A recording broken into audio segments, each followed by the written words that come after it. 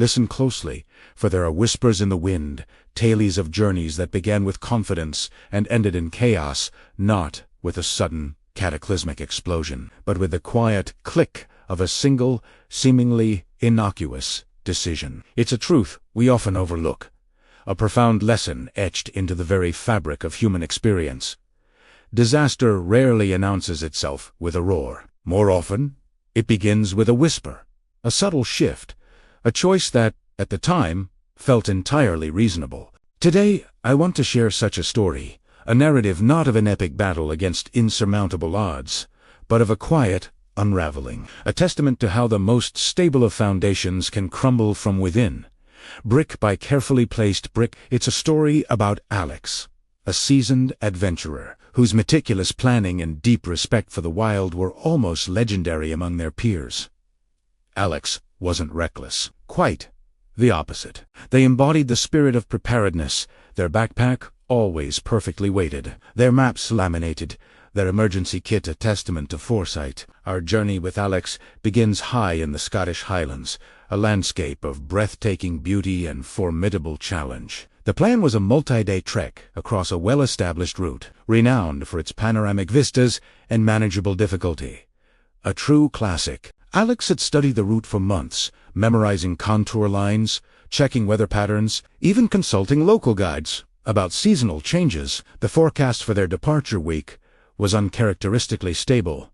Clear skies, mild temperatures, Hendel breezes conditions that felt almost too good to be true for the notoriously fickle highlands. There were no obvious dangers, no red flags fluttering in the wind. The initial context of this journey was, by all objective measures, stable, safe, and entirely within Alex's extensive comfort zone. This very stability, however, began to sow the seeds of a subtle complacency. The mountains, usually a stern taskmaster, seemed to be smiling, inviting a slight relaxation of the guard. It was on the second morning, halfway through the planned route, that the pivotal decision presented itself. Alex was enjoying a warm brew, gazing out at a truly spectacular sunrise painting the peaks in hues of rose and gold. Their finger traced the familiar lines on the map, then strayed to an older, less defined path marked faintly on a separate antique map they carried for historical interest. This path, a faint dotted line winding higher,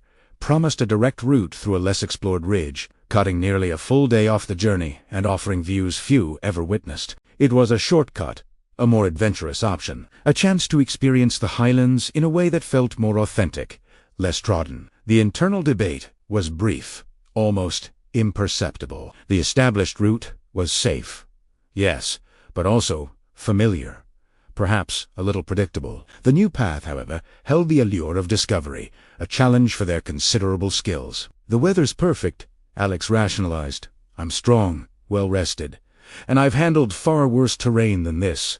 Their extensive personal experience, usually a reliable compass, now skewed their perception of risk. They visualized the time saved, the unique photographs, the quiet satisfaction of having taken the road less traveled. It seemed reasonable, efficient, even a little inspired. With a final, confident nod, Alex folded the map, made the mental switch, and steered their compass towards the unmarked ascent. The journey, initially assessed as safe, had just taken its first, almost imperceptible step towards disaster. The initial signs were so subtle, so easily dismissed, that they barely registered as warnings. The wind, which had been a gentle whisper, began to pick up, carrying a sharper edge. A few wisps of cloud, dark and heavy, appeared on the distant horizon, though Alex told themselves they were too far away to matter. The terrain, initially exhilarating in its wildness, soon became unexpectedly challenging. The faint path disappeared entirely in places,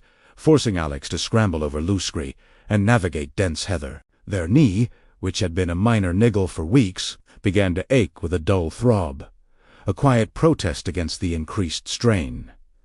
Alex, however, pushed these observations aside. The wind was just the highlands being the highlands, T-Cloud's wary passing showers. Nothing serious. The difficult terrain was part of the adventure. Each small sign, a gentle tap on the shoulder from intuition, was rationalized away by a mind committed to its chosen path. I'm an expert, they told themselves. I know what I'm doing. This is just a bit tougher than expected. That's all." The GPS signal, which had been strong on the main route, became intermittent in the deeper glens of the new path, a minor annoyance quickly forgotten in the focus of placing each foot carefully. The subtle unease, the quiet voice suggesting a return to the known path, was silenced by the determination to press on, to prove the wisdom of the shortcut. Then, the point of no return arrived with brutal suddenness. The distant clouds that Alex had dismissed now coalesced into a furious storm front, sweeping across the peaks with astonishing speed. The wind howled, turning to a gale, driving freezing rain horizontally. Visibility dropped to mere feet. The shortcut became a trap, a narrow, exposed ridge, slippery with rain and buffeted by the wind, with sheer drops on either side. Retreat was impossible. The treacherous ground behind them was now a more significant risk than pressing forward, and the original, safe path felt a world away, an option irrevocably lost by that earlier decision. Alex, once so confident, now found themselves battling not just the elements, but the crushing weight of their own choices. A misplaced step, a gust of wind, and they slipped, their leg twisting awkwardly beneath them. A sharp, searing pain shot through them, followed by the sickening realization their ankle was broken. Stranded, injured, exposed to the full fury of the Highland storm. The disaster was no longer a theoretical possibility, but a terrifying, immediate reality. The emergency beacon, usually a comfort, felt like a desperate plea rather than a confident backup. The journey, which had begun with such calm assurance, had spiraled into a desperate fight for survival, all stemming from that single, reasonable deviation. In the aftermath, once Alex was safely rescued, albeit with significant injuries and a long recovery ahead, the questions began. The media, the armchair experts, even well-meaning friends, dissected every decision with a cold, clear light of hindsight.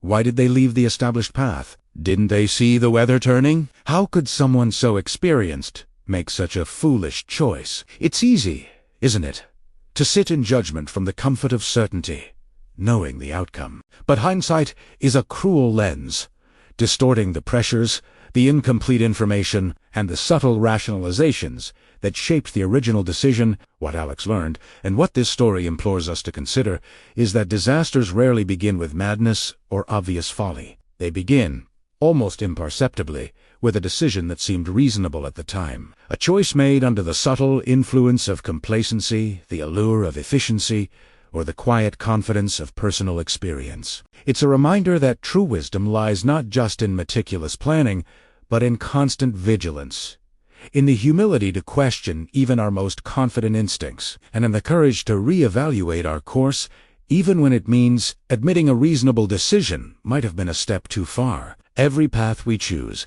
every deviation we make, carries a weight we often only understand when we look back from the precipice. Let us learn to listen to the whispers before they become a roar. If you're interested in videos like this, consider subscribing.